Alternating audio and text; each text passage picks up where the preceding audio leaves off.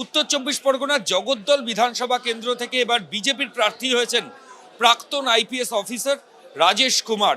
কতটা আত্মবিশ্বাসী? আমি ৩৫ বছরের থেকে বেশি মানুষের সেবার মধ্যে ছিলাম, তখন একটা প্ল্যাটফর্ম ছিল। আজকে আমাদের মাননীয় প্রধানমন্ত্রী শ্রী নরেন্দ্র মোদীজি, স্বরাষ্ট্রমন্ত্রী শ্রী অমিত শাহজি, এটাতে আমি আজকে একটা অন্য প্ল্যাটফর্ম পেয়েছি মানুষের সেবা করার জন্যে। আমি খুব আশাবাদী আমি জগদ্দলের মানুষের আশীর্বাদ পাবো এবং তাদের সেবা করার সুযোগ ওরা আমাকে দেবে এবং আমরা এখানকার যত ধরনের প্রবলেমস আছে তাদেরকে সলভ করার জন্যে পুরো মন দিয়ে পুরো প্রাণ দিয়ে চেষ্টা করব। তো আপনার মনে হয় যে ওদের সাপোর্ট আপনার এই যে প্রচার তাতে একটা আলাদা মাত্রা দেবে? দেখুন, অর্জুন সিংজি এখানকার সব থেকে বড় লোকপ্রিয় নেতা আছেন, উনি ব্যারাকপুরের সাংসদও ছিলেন। তো এই যে বৃহত্তর সংগঠন সব মিলে যখন আমরা কাজ করব তাহলে ডেফিনেটলি একটা বড় ইম্প্যাক্ট আমরা আনতে পারবো। আর একটা কোয়েশ্চেন, সেটা হচ্ছে যে এই যে গত কয়েকদিন ধরে আমরা দেখছি যে ইলেকশন কমিশন নোটিফিকেশনের পর থেকে প্রচুর অফিসারকে বদলি করে দিয়েছে। বিরোধীরা বলছেন, তৃণমূল কংগ্রেস বলছে যে ইলেকশন কমিশন বিজেপির হয়ে কাজ করছে। আমি মনে করি রাজ্য সরকারও যেরকম যে রাজ্যে যেই সরকার হবে কোন অফিসারকে কোথায় লাগিয়ে কোনটা কাজ ভালোভাবে করানো যাবে তারা ভালো বুঝে, ওদের কাছে অনেক ধরনের ইনপুট থাকে।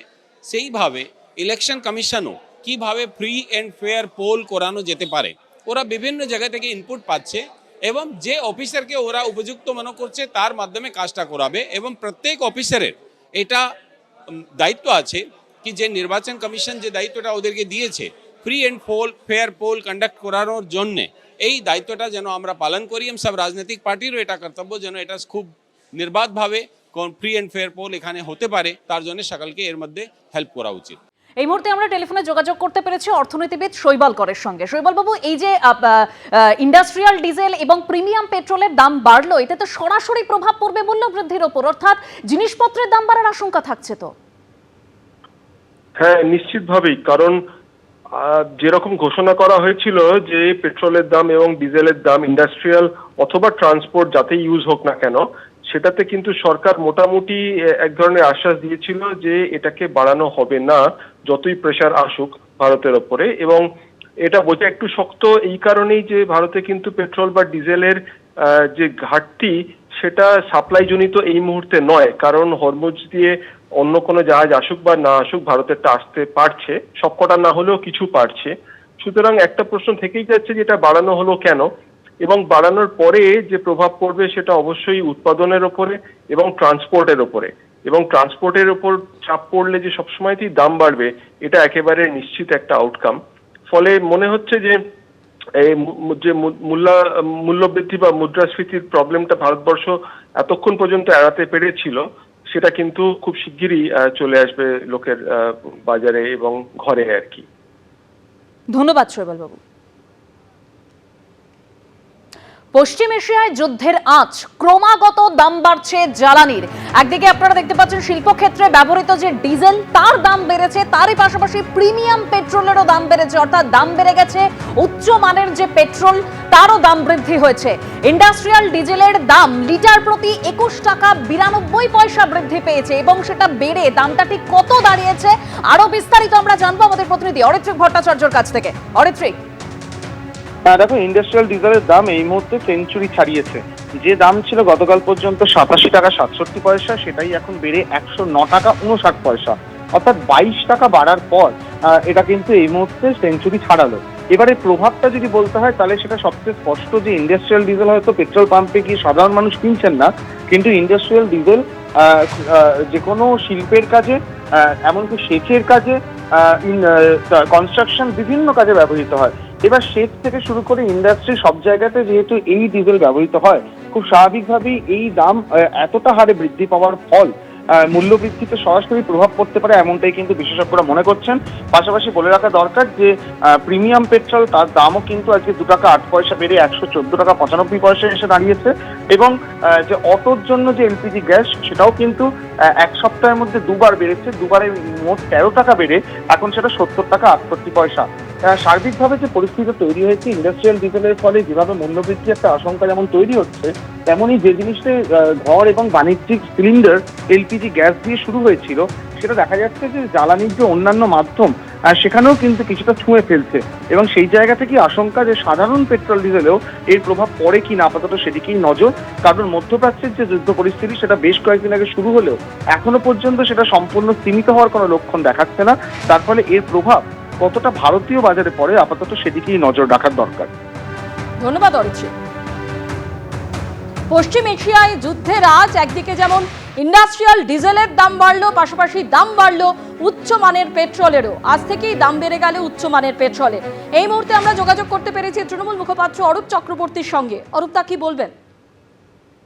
দেখুন, ভারতবর্ষকে তো কার্যত ইরানের উপর সোল ডিপেন্ডেন্সি রাখতেই হতো না যদি না আমেরিকার চাপের কাছে নতি স্বীকার করে রাশিয়া থেকে সস্তায় তেল কেনা ভারত বন্ধ করে দিত। ভারত তো রাশিয়ার থেকে সস্তায় তেল কিনছিল, শুধুমাত্র নরেন্দ্র মোদীর নাম এপস্টিন ফাইলে রয়েছে এবং সেখানে নেতানিয়াহুর সামনে নাকি মিথ্যা প্রদর্শন করেছেন। সেই চাপে কিনা আমাদের জানা নেই, কিন্তু কোনো এক অলিখিত চাপে ভারতবর্ষের মানুষ দেখলো রাশিয়া থেকে সস্তায় তেল কেনা বন্ধ করে দিল ভারত। শুধু তাই নয়, ভেনিজুয়েলা ভারতবর্ষকে ভারতীয় টাকায় তেল সস্তায় দিতে রাজি ছিল। আমেরিকার চাপে ভেনিজুয়েলা থেকে তেল কিনতে পারলো না। এবার ভেনিজুয়েলার প্রেসিডেন্টকে আমেরিকা যখন মধ্যরাত্রে কিডন্যাপ করে নিয়ে গেল, তখন আমেরিকা অ্যালাউ করলো ভেনিজুয়েলাকে তেল দিতে পারবে ভারত, এবং সেটা ডলারে কিনতে হবে। অর্থাৎ ভারতবর্ষ তার নিজের টাকায় কিনতে পারবে না, ডলারের দাম রোজ বাড়ছে, ভারতের টাকার দাম কমছে, সেই অবস্থায় ভারত বাধ্য হচ্ছে। অর্থাৎ ভারতের অর্থনীতি বলুন, বিদেশ নীতি বলুন, সমস্তটাই ঠিক করে দিচ্ছেন মালিক ডোনাল্ড ট্রাম্প। তো স্বাভাবিকভাবেই আমার দেশের সরকার যদি আত্মসমর্পণ করে, সেই সরকারের এই অবস্থাই হবে। আজকে বলুন তো, হরমুজ প্রণালী দিয়ে গ্যাসের সংকট হচ্ছে, ভারতবর্ষ জানতো না? নেতানিয়াহুর সাথে দেখা করতে গেছেন নরেন্দ্র মোদী, ইন্টেলিজেন্সের কাছে রিপোর্ট ছিল না যে এখানে সমস্যা হতে পারে? তাহলে কেন পশ্চিম আফ্রিকা থেকে আগে থেকে ভারতবর্ষ গ্যাসের ব্যবস্থা করেনি? জাপানের মতো দেশ, যেখানে 100% বাইরের দেশের উপর নির্ভর করতে হয় যাদের গ্যাসের জন্য, তারা 365 দিন, 1 বছরের জন্য গ্যাসের রিজার্ভ রাখতে পারে। ভারতবর্ষের 24 দিনের রিজার্ভ নেই গ্যাসের। তার জন্য এই সংকট। একটা সরকার, তার কোনো বিদেশ নীতি নেই, তার কোনো কূটনৈতিক পলিসি নেই, সামগ্রিকভাবে একটা অপদার্থ সরকার দেশের মাথায় থাকলে যেটা হওয়ার কার্যক্ষেত্রে সেটাই হচ্ছে। একদম, ধন্যবাদ অরূপদা। অর্থাৎ এই যে জ্বালানির দাম ক্রমাগত বাড়ছে, পশ্চিম এশিয়ায় যুদ্ধের পরিস্থিতি, সেক্ষেত্রে কিন্তু রাজনৈতিক পারদও চড়ছে। পেট্রোলের এলপিজি প্রিমিয়াম পেট্রোলের পর এবার শিল্প ক্ষেত্রে ব্যবহৃত যে ডিজেল, তার দাম বেড়েছে। তবে সাধারণের জন্য ব্যবহৃত, অর্থাৎ সাধারণ মানুষ পেট্রোল পাম্পে গিয়ে যে পেট্রোল এবং ডিজেল কেনেন, তার দাম এখনো বাড়েনি। এই যে ইন্ডাস্ট্রিয়াল ডিজেলের দাম বেড়েছে, সেটা লিটার প্রতি 21 টাকা 92 পয়সা বৃদ্ধি হয়েছে। অর্থাৎ আগে যে দামটা ছিল 87 টাকা 67 পয়সা, সেটা বেড়ে হয়েছে 109 টাকা 59 পয়সা। আর উচ্চমানের পেট্রোলের দামও বেড়েছে, সেটা আজ থেকেই বেড়েছে। উচ্চমানের পেট্রোলের প্রতি লিটারে 2 টাকা 9 পয়সা করে দাম বেড়েছে। প্রিমিয়াম পেট্রোলের দেশে লিটার প্রতি প্রিমিয়াম পেট্রোলের দাম হয়েছে 114 টাকা 95 পয়সা। প্রিমিয়াম পেট্রোলের দাম বাড়ালো বিপিসিএল, যদিও সাধারণ পেট্রোল ডিজেলের দাম এখনো অপরিবর্তিত, ঠিক যেরকম আপনাদের বলছিলাম। এর মধ্যে গ্যাসের যোগান নিয়েও দেখা দিয়েছে সংশয়।